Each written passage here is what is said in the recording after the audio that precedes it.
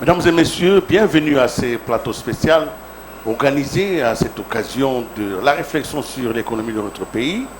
Pour ceux qui s'intéressent effectivement à l'histoire de l'économie de notre pays, ils savent que en 1998, notre pays était déjà dans une rupture de coopération structurelle à cause des relations difficiles que nous avions avec la communauté internationale. Il était donc extrêmement compliqué que celle-ci puisse intervenir dans le pays qu'au travers des organisations non gouvernementales.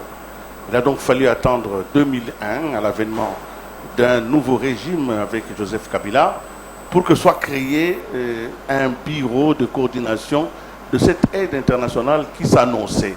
Parce que la Banque mondiale et les Fonds monétaires internationaux et d'autres multilatérales avaient décidé de revenir au Congo pour pouvoir accompagner le pays vers son développement. Ainsi est né, le 8 août 2001, le bureau de coordination, le BSECO. L'eau a coulé sous les ponts, 20 ans sont déjà passés. Est-ce que les actes à l'origine de cette création sont-ils restés les mêmes? Aujourd'hui, nous avons le plaisir de recevoir les nouveaux managements, le leadership de BSECO, nommé le 27 janvier 2022. M. Jean-Mabi Moulumba est notre invité pour pouvoir discuter de ce qu'est devenu le BSECO aujourd'hui, mais surtout de ce que l'on peut attendre de ce bureau de coordination.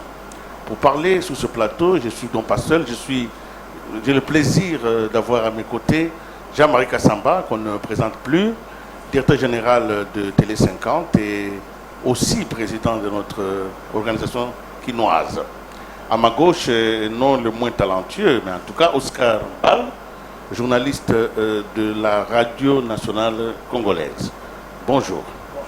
Nous sommes donc avec les deux confrères ensemble en face de M. Jean-Mabi Moulumba. On attendait certainement que quelque chose bouge de ce côté-là. Eh bien, l'organisation du pays, le chef de l'État, vous a nommé à ce poste. Le BSECO aujourd'hui, en 2022, ce n'est certainement pas le BSECO de 2001. Mais s'il vous était demandé à vous de présenter le BSECO, qu'est-ce que vous direz, monsieur le directeur général? Bonjour Oscar, bonjour Willy, bonjour Jean-Marie. Je voudrais d'abord faire un petit rappel avant de répondre à votre question. Vous l'avez bien dit que le BSECO a été créé en 2001, mais c'était à la demande des bailleurs. À la reprise de la coopération avec des institutions financières internationales en 2001, le contexte du pays était tel qu'il y avait un sérieux problème de capacité aussi bien humaine que matérielle. Et que le besoin de reconstruction du pays était urgent. C'est ainsi que, sous conseil de bailleurs, le gouvernement avait pris la décision de mettre en place le BSECO, qui est le bureau central de coordination, qui est un service public sans personnalité juridique, placé sous l'autorité du ministre des Finances. BSECO avait comme mission essentielle de gérer ou d'exécuter les projets d'urgence à l'époque financés par les bailleurs de fonds. Ce qui fait que le premier projet exécuté par BSECO, c'était un projet qui s'élevait à peu près à 50 millions. C'était un projet d'urgence. Les bailleurs, c'était la Banque mondiale. Et ensuite, d'autres bailleurs sont venus, tels que l'Union européenne, la BAD, la coopération française, la coopération belge, le Canada, ainsi de suite. En 20 ans, BSECO a géré plus ou moins 500 projets pour un montant qui va au-delà de milliards de dollars. Avec ce que BSECO a connu à partir de 2010, tous les problèmes de gouvernance que BSECO avait connus avaient fait en sorte que les bailleurs s'étaient refroidis, la plupart s'étaient retirés et seul le gouvernement congolais était resté pour pouvoir financer le projet. Bon, connaissant les problèmes budgétaires que le pays connaissait, ça a eu un impact sur non seulement les projets que BSECO exécutait, mais également sur le personnel de BSECO. Il faut des ressources adéquates pour maintenir son statut. Certaines capacités sont parties. Les autres sont restées. Quand je suis arrivé, j'ai trouvé BSECO avec un personnel formé, mais démotivé pour plusieurs raisons, notamment sur le plan management.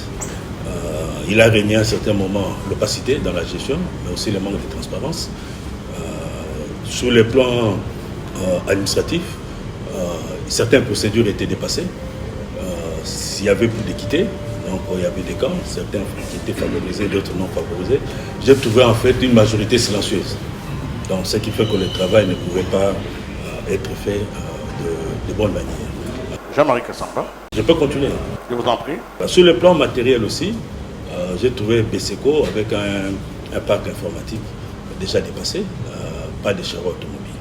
Donc voilà un peu l'image que j'ai trouvée au niveau des BESECO avec quelques petits bailleurs. Quelques bailleurs, on ne peut pas dire des petits, mais ce qu'ils apportent, c'est toujours important. Voilà ce que j'ai trouvé à mon arrivée au niveau des BESECO. Monsieur le directeur général, d'abord félicitations pour votre élévation à la tête de BESECO. Ceux qui nous suivent aujourd'hui découvrent, pour ceux qui vous connaissent, les initiés ou certaines personnes ici au Congo à travers le monde, dans le milieu indiqué, vous connaissent. Mais beaucoup de Congolais ne vous connaissent pas. Je fais un petit rappel que vous êtes Jean Mabi, j'ajoute Moulumba, parce que votre père fait partie de personnalités de ce pays qui ont fait la fierté sur le plan à la fois scientifique, comme professeur d'université, mais également comme gestionnaire, Premier ministre de ce pays. Et d'ailleurs, en son temps, on disait que c'était l'un des meilleurs Premiers ministres de vous de à la tête de notre pays. Votre avènement au niveau du BESECO fait espérer au peuple congolais, au management de ce pays, parce que vous avez à la fois l'obligation historique, mais aussi l'expertise à apporter. Première question, est-ce que vous êtes conscient de ce que le peuple congolais attend de vous, parce que le BESECO centralise tous les projets de développement qui doivent changer son quotidien. Et deuxièmement,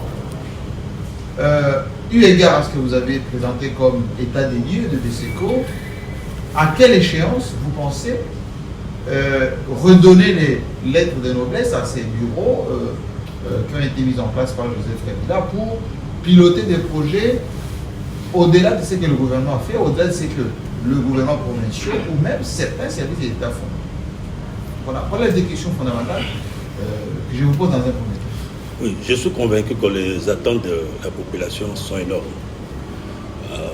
Ce que vous n'avez pas dit au lendemain de ma nomination, je pense qu'il y a eu une série de polémiques au niveau des réseaux sociaux. Il y avait un groupe qui était étonné, qui était surpris, qui ne me connaissait pas, qui attribuait ma nomination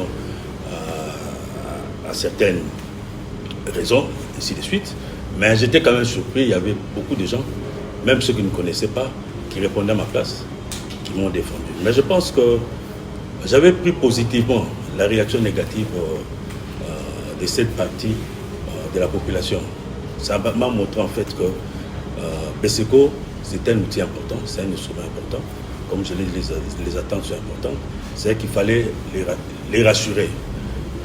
En fait, c'était une frustration qu'il fallait très vite régler. C'est ainsi qu'à la prise de mes fonctions, je me suis mis directement à mettre en place un certain nombre de réformes. Les réformes prennent du temps.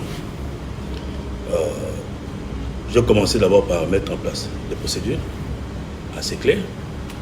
J'ai lancé les audits de projets gérés par BESECO de 2017 à 2021, y compris les frais de gestion BESECO.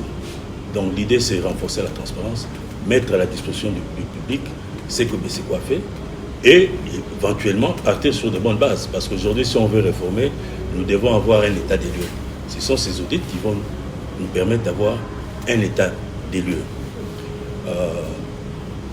Vous êtes sans ignorer que BESECO est une agence et fait partie des agences d'exécution de projets, programmes de développement local du gouvernement, 145 tours, 147 territoires, excusez-moi. Ces programmes sont financés en partie par les fonds monétaires. Donc les allocations d'ETS que le Fonds monétaire avait accordées au pays pour faire face justement, atténuer l'impact Covid sur l'économie. Et grâce au leadership du ministre des Finances, son Excellence M. Nico Kazadi, les FMI avait accepté qu'une partie au lieu que toute la totalité serve à supporter la balance des paiements, ou à renforcer nos réserves de change, mais qu'une partie soit affectée justement pour réduire les déficits d'investissement dans notre pays. Alors il était question qu'on choisisse des agences pour gérer ces fonds. À l'image de BESECO, je pense que les fonds n'étaient pas d'accord. Et les fonds monétaires avaient exigé des réformes pour que BESECO soit en mesure de gérer ses ressources. Je pense qu'au moment de l'avant-dernière revue du Fonds monétaire au début du mois de mars, il y avait toute une journée consacrée justement aux réformes BESECO. Nous avons présenté ce que BESECO avait déjà fait et ce que BESECO comptait faire dans le cadre de réformes. À l'issue de cette réunion, le Fonds monétaire est sorti satisfait en disant qu'il n'y a plus de problème. Et BESECO tout à l'heure, nous allons rentrer dans les détails. Peut justement faire partie des agents d'exécution devant utiliser les allocations d'ETS. Je pense que c'est un bon signal, c'est un signal fort que nous avons lancé et par la suite, ça renforce notre crédibilité et par la suite d'autres bailleurs, je pense qu'ils reviendront. Oscar Mbal. Jean Mabi, je commence aussi par vous féliciter. Vous avez passé 15 ans à la Banque mondiale. Moi, je vous ai connu en tant que coordonnateur national du PRCG, le programme de renforcement des capacités de gouvernance, suivi et évaluation. Aujourd'hui, vous quittez la Banque mondiale pour travailler au service du gouvernement. Vous sentez-vous diminuer parce que la Banque mondiale, c'est une institution de Bretton Woods. On paye mieux là-bas et ce sont des contacts de haut niveau. Et vous rentrez au pays, est-ce que vous vous sentez diminué? Non, je ne me sens pas diminué parce qu'au niveau de la Banque mondiale, j'étais au service du pays. Mais je n'étais pas au niveau du centre de décision. Mais j'influençais, j'accompagnais justement la mise en œuvre de politiques et des programmes du gouvernement. Aujourd'hui, je me réjouis parce que je viens du côté gouvernement. Je fais partie maintenant des décideurs. Je peux directement faire profiter le pays de mon expérience, de mon carnet d'adresses, ainsi de suite. Parce que la Banque mondiale, je n'ai pas travaillé que pour la RDC, mais j'ai travaillé pour plusieurs pays, notamment le Congo-Brazza, le Burundi, mais certains pays, je les ai appuyés au loin, parce que la Banque mondiale, c'est tout un réseau. Merci. Bon, vous vous êtes rendu compte que vous avez travaillé beaucoup à la Banque mondiale, à la Banque centrale même, les gens ne savent pas. En même temps, vous avez fait profil bas. Est-ce que c'est un problème de caractère personnel? Parce que vous aviez, comme l'a dit Jean-Marie, en face de vous, un personnage aussi illustre que votre père, ou bien c'est un tempérament ou une stratégie? Parce que en réalité, dans cette émission, vous découvrez simplement aujourd'hui, vous avez une trentaine d'années d'expérience au travail. Bon, je pense que j'étais tenu par l'obligation du secret. Partout où je suis passé, j'ai travaillé à la Banque centrale. Je ne pense pas que... J'ai fait 12 ans à la Banque centrale, à la direction des études. J'ai commencé ma carrière à Lubumbashi. Donc, juste après les pillages de 92, j'ai été recruté et affecté à Lubumbashi. Et c'est au moment où on chassait, il y avait des conflits tribaux. Je suis resté 3 ans là-bas. J'ai parcouru tous les Katanga. Et dès là, je suis revenu au niveau du siège, à la direction des études. J'ai eu la chance aussi de parcourir tous les Congos. J'ai eu la chance au niveau de la banque, déjà au niveau de la Banque centrale, d'être en contact avec les bailleurs. Parce que vous vous rappelez, en 2001, avec la reprise de la coopération, le premier programme qu'on avait mis en place, c'est le programme intérimaire renforcé. Donc au niveau de la Banque centrale, j'étais un des pionniers. Donc ils travaillaient directement sur ces programmes. Ces programmes sont passés PIR, et puis PEG, ainsi de suite. Et j'ai eu la chance de passer de l'autre côté, du côté gouvernement, au niveau du ministère du Budget, où j'étais conseiller en charge des réformes, où j'ai piloté justement les réformes sur les PPTE. Je pense que j'ai une grande expérience, mais que ce soit au budget ou à la Banque centrale, je n'avais pas le droit de communiquer. Donc, il y a chaque structure a son organisation, mais ainsi qu'au niveau de la Banque mondiale, au niveau de la Banque mondiale aussi, chaque structure a son organisation, mais je me fais découvrir les gens avec qui je travaille. Donc, je n'ai pas... Évidemment, aujourd'hui, vous avez non seulement l'obligation de décider et d'agir, mais aussi de communiquer. Parce que c'est une obligation managériale, vous devez communiquer. Et si je vous ai bien suivi, vous vous êtes bien rendu compte que parmi les choses les plus importantes qui vous attendent ce sont les gages de transparence. Vous devez mettre en place une gestion qui soit transparente de manière à ce que les bailleurs reviennent en force pour aider le pays.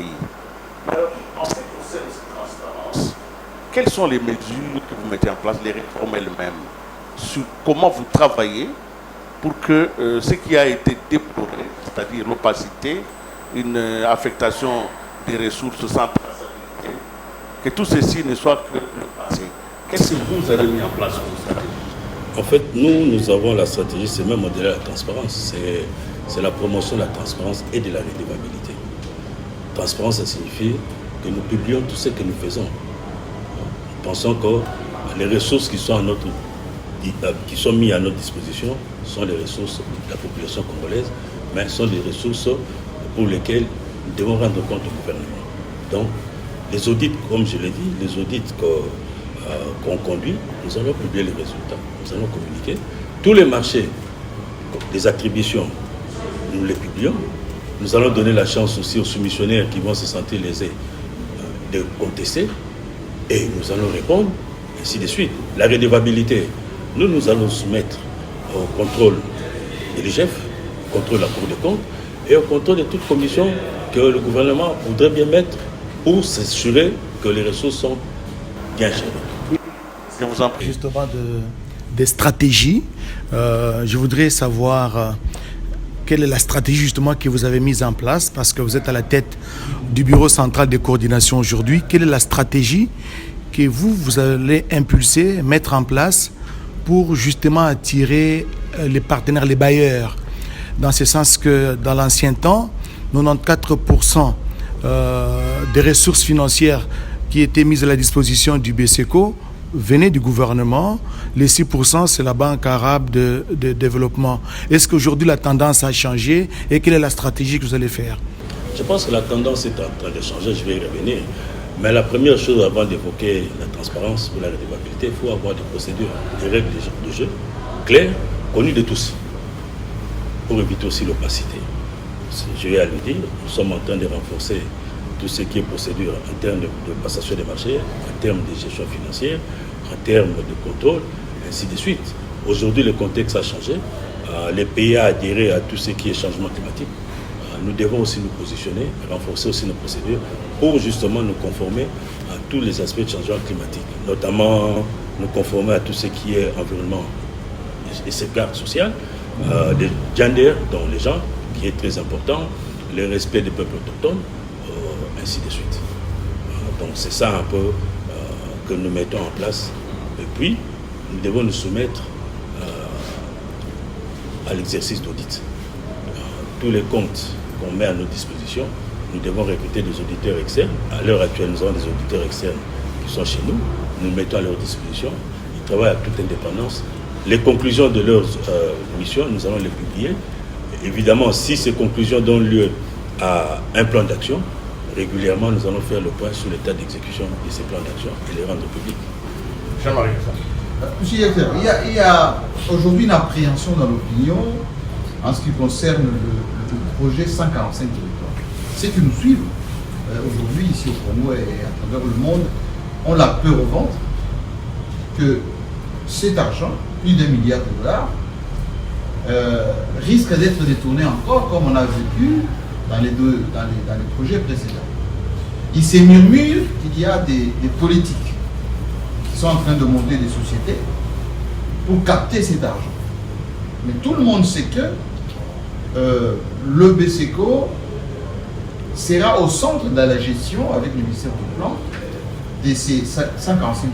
Quelles sont les précautions que vous avez prises ou que vous êtes en train de prendre pour que le clientélisme, la captation en amont et les trafics d'influence ne polluent pas ces projets de 145 territoires?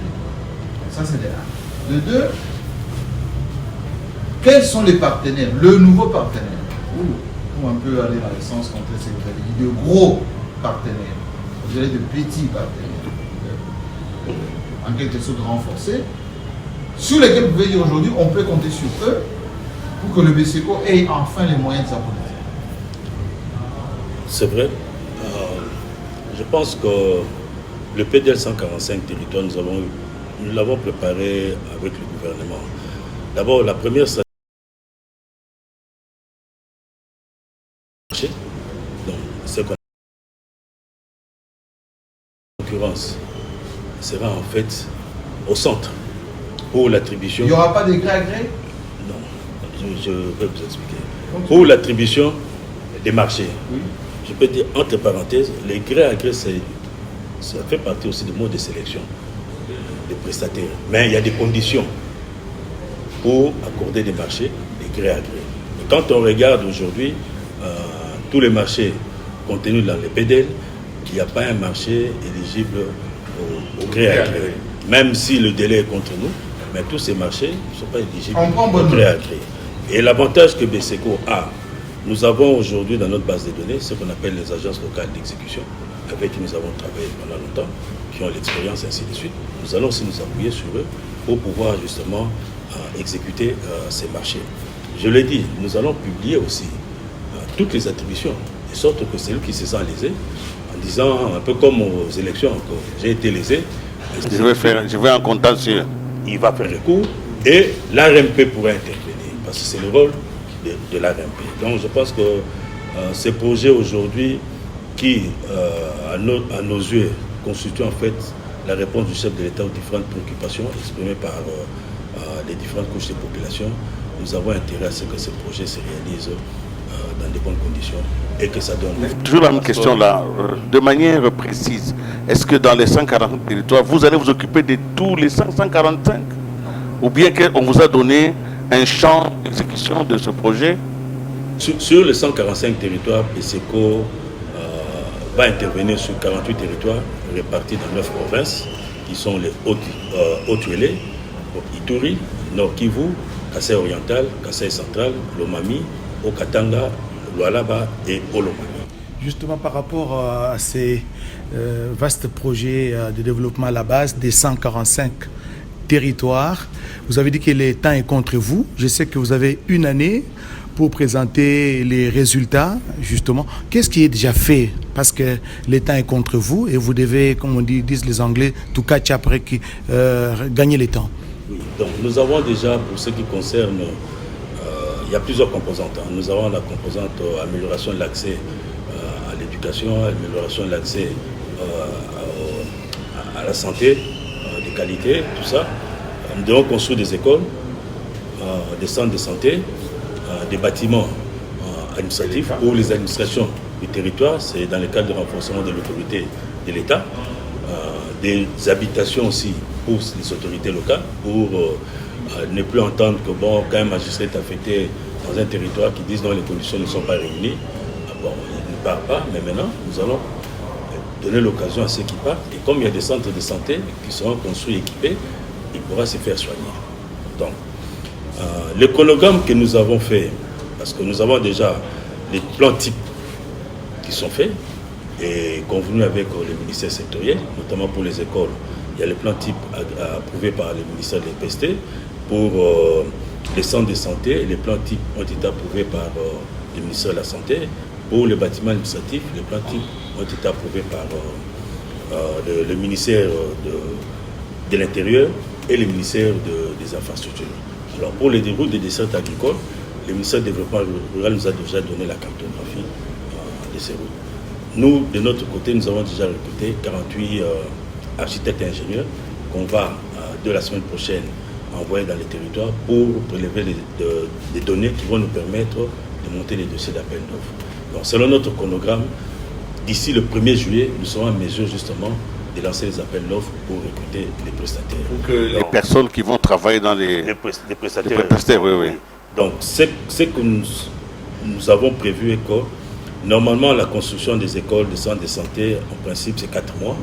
On se donne une marge de 2 mois pour tenir compte de certains aléas.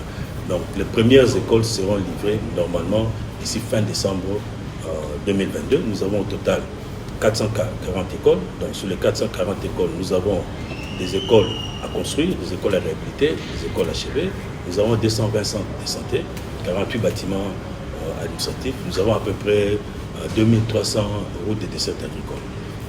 Donc, Alors, les centres de santé, le tout dernier, c'est à peu près février 2023, ainsi que les bâtiments administratifs. Donc, je pense que, sauf glissement, nous serons dans les bons. Alors, évidemment, parce que vous avez parlé de la santé, vous n'êtes pas seulement dans les 45 territoires, vous agissez aussi à Kinshasa.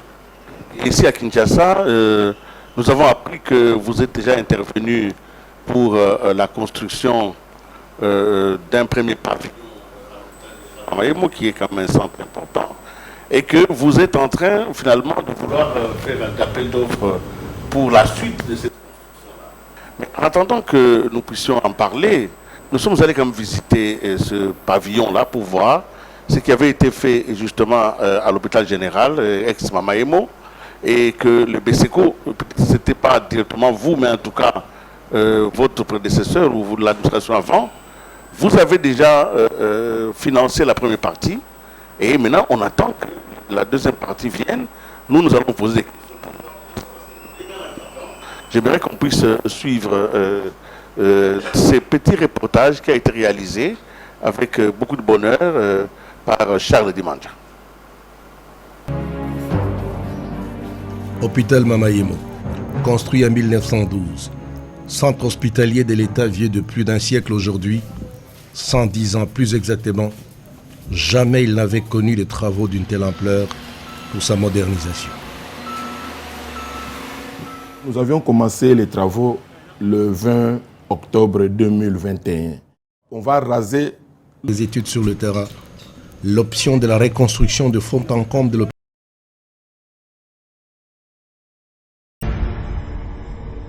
Voilà, nous revenons sur ce plateau et pour ceux qui viennent de nous rejoindre, nous sommes dans ce plateau spécial consacré à la compréhension, surtout à l'enjeu BSECO, Bureau de coordination nationale, parce que le BSECO travaille sur des projets importants pour le développement d'autres pays. Nous venons de suivre effectivement que l'hôpital général, ex-Mamaemo, est en voie effectivement de grande réhabilitation, si pas même d'extension en interne.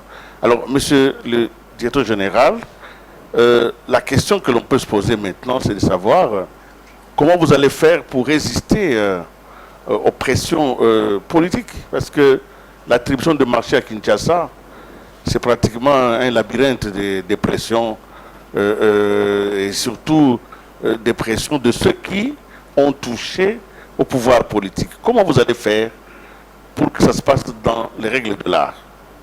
Je pense que la seule voie d'éviter les pressions, c'est la mise en concurrence avec des critères clairs et des règles claires. C'est la seule façon. Parce qu'en matière de marché public, nous avons les institutions qui gèrent le marché public, mais il y a aussi des procédures de règlement des conflits. Des règlements des conflits. Donc ce qui fait que si vous mettez en place des règles claires, vous êtes transparent, vous respectez les délais requis de publication, d'évaluation et d'attribution. Je pense que c'est la meilleure façon d'éviter les pressions, de se mettre à l'abri des pressions. Jean-Marie? Oui, il y a une question qui doit vraiment beaucoup nous intéresser, c'est sur la disponibilité des fonds. Dans notre pays, on fonctionne beaucoup sur base caisse. Ça veut dire que même si les partenaires ont mis à votre disposition, les TS ou d'autres moyens qui sont déjà disponibles, il y a souvent des urgences. Et quelquefois on dit, bon, on a catastrophe naturelle à l'Est, on a la guerre, on a peut-être un accident en Bujumaï, on oriente ces fonds-là de ce côté-là et les projets souffrent. Quelles sont les garanties que vous avez aujourd'hui? On a vu les dossiers de la CENI par exemple. On vous a demandé d'aller payer les véhicules. Quelles sont les garanties que vous avez pour assurer le financement des projets avec des fonds disponibles? En déant ce qu'a dit mon confrère tout à l'heure, les délais que vous êtes fixés vous-même. Je pense que vous avez pu constater depuis l'arrivée à la tête du ministère des Finances, le ministre Nicolas Kazadi, je pense que les choses, la gouvernance a changé. Contrairement au passé, aujourd'hui, on s'engage dans un projet que quand les ressources sont sécurisées, c'est aussi bien pour l'hôpital général Mamaemo que pour l'hôpital militaire de Kandjati, ça on n'en a pas parlé, parce que ça fait les deux hôpitaux font partie de la vision du chef de l'État d'améliorer l'accès aux soins de santé à la population, notamment d'abord à Kinshasa, mais également à l'intérieur du pays. L'hôpital militaire de Kanchachi, qui est dans le processus justement de réception, a été modernisé pour une capacité de 130 lits avec des équipements modernes. On est en train d'installer les scanners modernes et l'IREM. Il y a peu d'hôpitaux aujourd'hui, notamment les hôpitaux de l'État, n'en ont pas. Donc ça c'est déjà... ça c'est déjà fait. Ça c'est déjà fait, mais à ce titre, il est que normal qu'on sécurise les fonds. Donc aujourd'hui, quand le gouvernement décide de se lancer dans un projet, on s'assure que les fonds sont disponibles pour éviter justement les arriérés de paiement ou comment dire... Ça veut dire exactement sécuriser les fonds. Parce que dans un pays où il n'y a pas de préaffectation des ressources et que la caisse est unique, comment on fait pour... Vous savez, le gouvernement a d'abord le compte général du Trésor qui reçoit toutes les ressources du gouvernement, mais le gouvernement aussi a, conformément à la loi, le devoir d'avoir aussi ce qu'on appelle des sous-comptes, où on peut vous ouvrir un sous-compte pour sécuriser un projet. Ce sous-compte peut être au niveau de la banque centrale ou dans une banque commerciale. Donc c'est ce qui est fait. Jean-Marie a évoqué tout à l'heure la question des élections. Le budget aujourd'hui, pas aujourd'hui, mais le budget notamment des élections est énorme. Entre 500 et 800 millions. Ce n'est pas en un jour ou en un mois qu'on va mobiliser 800 millions.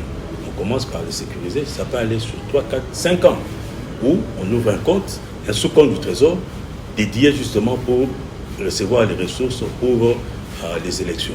Mais alors, ces ressources, ce n'est pas dit qu'une fois mobilisées, qu'on le met en une fois à la disposition de la CENI ou en une fois à la disposition de la structure qui gère le projet.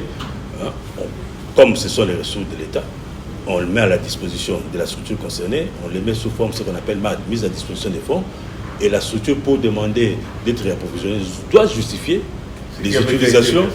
Voilà, et c'est qu'elle a reçu. Donc c'est ça un peu la procédure. Oscar Mbal. Oui, merci Willy. J'ai une petite question qui me taraude l'esprit. Jean-Marie Kassamba l'a dit. Les budgets alloués au programme de développement des 145 territoires, c'est 1,66 million, disons 1,66 milliard de dollars américains, répartis sur 3 tranches, donc 300 millions pour 2021, si je me trompe, vous allez me corriger, 700 millions pour 2022 et 660,1 millions de dollars pour 2023. Quel est le portefeuille qui vous est affecté, vous? Parce que quand on échangeait avant l'émission, on m'avait dit qu'il y a 3 agences qui sont chargées dans l'exécution de ce vaste programme de développement des 145 territoires. Pour les cas d'espèce, pour le BSECO, quelle est l'allocation? C'est à peu près 574 millions de dollars pour pouvoir boucler tous les 48 territoires. Toutes les activités prévues pour les 48 territoires. Des fonds qui viennent du gouvernement. Donc nous avons une partie de fonds qui viennent du Fonds monétaire, dans le cas des allocations des tests, une autre partie du gouvernement, mais le gouvernement aussi, il y a d'autres bailleurs aussi qui sont à l'afflux, qui attendent d'abord de voir ce que nous allons faire avec des ressources reçues du Fonds monétaire avant de s'engager. Le secrétaire général, évidemment, le temps nous est parti, touche vers sa fin, mais je voudrais, à titre indicatif, que vous évoquiez un tout petit peu quelques autres projets sur lesquels vous travaillez, parce que le BSECO, ce n'est pas simplement demain dans les territoires, mais c'est aujourd'hui aussi dans les pays. Et quels sont quelques autres projets sur lesquels vous travaillez, à titre indicatif? Aujourd'hui, on vient de nous confier le lancement du projet Métrokin. Comme vous le savez, la ville-province de Kinshasa s'est engagée justement sous l'instruction du chef de l'État de régler le problème d'embouteillage et de mobilité de la ville de Kinshasa. L'une des options, c'est relancer les trains urbains. À ce titre, une société a été créée, dénommée Métrokin, qui regroupe l'Hôtel de Ville, l'ex-Onatra, donc la SCTP, ainsi qu'un partenaire privé, TCC. Alors, le gouvernement a accordé une subvention de 20 millions pour pouvoir financer les activités préalables justement au lancement, disons, à la mise en œuvre de ces projets. Donc ces 20 millions nous ont été confiés et ces 20 millions ont été affectés à des dépenses bien précises et seront gérées justement selon les procédures BCECO. Alors évidemment, il y a des questions qu'on peut se poser par rapport à la capacité en interne, parce que c'est à peine que vous venez d'arriver, vous avez dit que vous êtes en train de remettre les procédures, mais est-ce que vous avez recruté ou vous avez réhabilité la ressource humaine? Est-ce qu'elle est à point? Parce que quand même, 500 millions, 20 millions, ça a coupé le souffle. Hein? Oui. Alors, dans un pays où le détournement est aussi imposant, comment vous faites pour que les vertiges ne prennent pas tous ceux qui vont gérer ces ressources? Oui, bon, d'abord, par rapport aux procédures, nous sommes en train de nous conformer justement au nouveau contexte. Nous avons renforcé nos procédures. Il y a un élément que je n'ai pas ajouté. Nous avons renforcé aussi les procédures en termes de corruption, mais également de lutte contre le blanchiment des capitaux. Le personnel, je pense que est une des priorités. La formation, le renforcement des capacités au niveau du BCECO, je parle bien d'abord de capacité humaine, est une des priorités. Nous sommes en train de mettre en place des programmes de formation pour le personnel, notamment en passation des marchés, en gestion financière, en technique d'audit. Mais également, le personnel BCECO, je pense que certains ont fait 20 ans, ont fait leur temps. Il faut penser maintenant au rajeunissement. J'ai pris à peu près 20 à 25 stagiaires, des jeunes étudiants qui sont sortis de l'université, pour les former dans les filières qu'on n'a pas à l'université. Passation des marchés, gestion financière des projets financés par les bailleurs de fonds, mais également les techniques d'audit des projets financés par le bailleur de fonds. Pourquoi je l'ai fait? En fait, j'ai trouvé que dans notre pays, nous avons un déficit. Certains bailleurs viennent, ils mettent en place des projets. Quand ils doivent recruter des spécialistes, on va débaucher les spécialistes dans d'autres projets. Donc on les déshabille pour habiller les nouveaux projets. Alors, qu'est-ce qui se passe? Maintenant, pour remplacer, comme il n'y a personne, on recourt justement au personnel de la sous-région pour venir occuper ces postes, alors que nos enfants, nos étudiants mal orientés ou par manque de filières chôment inutilement. Donc, j'ai créé cette masse critique d'experts. Certains, je vais garder pour la relève, mais d'autres, je vais mettre sur les marchés pour qu'ils soient beaucoup plus compétitifs. Évidemment, les bailleurs sont en train de venir pour justement occuper des postes qui reviennent au fils de ce pays. Nous allons vraiment vers la fin. Nous sentons que vous avez des idées, vous avez une vision. Alors, si vous êtes demandé, c'est pour terminer, de définir le BCECO de demain, à quoi doit-on s'attendre sous le leadership de M. Jean-Mabi Moulumba? Quelle est la perspective? Vous voyez le BCECO parce que vous avez déjà un projet. Demain, nous voyons quoi? La mission principale qui m'a été assignée, c'est faire de BCECO, qui est aujourd'hui une agence fiduciaire, c'est d'en faire une agence de développement. Qu'est-ce qu'on entend par agence de développement? Aujourd'hui, les pays doivent faire face justement à régler le problème des gaps d'infrastructures qui nécessitent d'énormes financements que ni les ressources budgétaires du gouvernement, ni les ressources des bailleurs pourront financer, mais il faut créer. C'est-à-dire qu'aujourd'hui, il faut aller aussi vers les partenaires publics-privés. Et c'est qu'on doit se mettre justement à niveau pour pouvoir mobiliser autant de recettes, autant de partenaires pour venir financer le développement. Mais également, renforcer, créer justement ce qu'on peut dire des compétences au niveau du pays. Les compétences, comme je l'ai dit, qu'on ne trouve pas au niveau des universités ou de nos écoles de formation, créer et pouvoir justement doter le pays d'une masse critique des jeunes professionnels formés. En tout cas, nous vous remercions. Nous espérons que cette vision optimiste va aller de l'avant. Parce que si le BCECO change, je sais que les pays aussi vont en bénéficier.